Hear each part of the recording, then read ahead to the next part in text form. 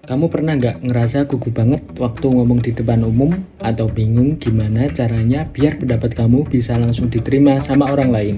Tenang, kamu nggak sendirian. Rasa canggung, takut ditolak, atau minder itu hal yang wajar kok.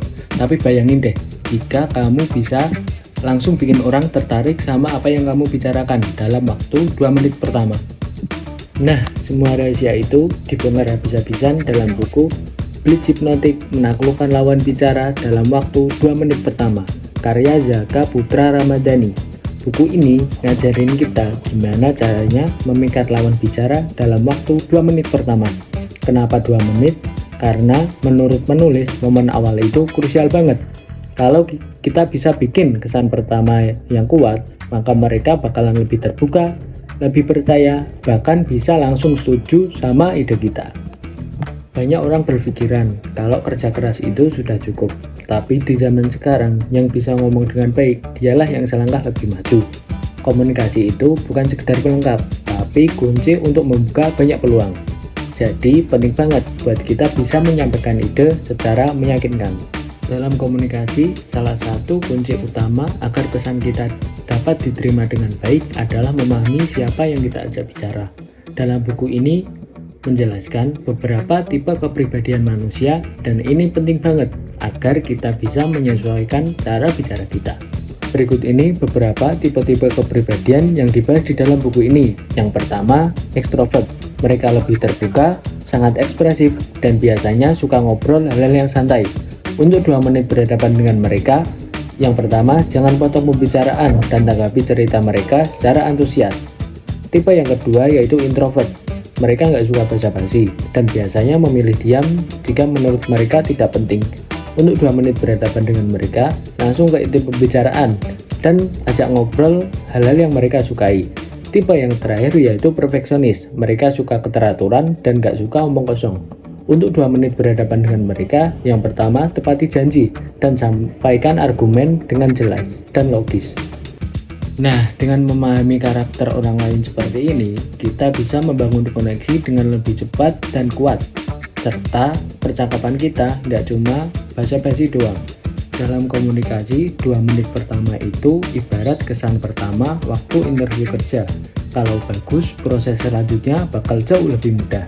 Nah, buku ini ngasih tips dan trik supaya kita bisa langsung percaya diri dan meyakinkan sejak detik pertama ngomong.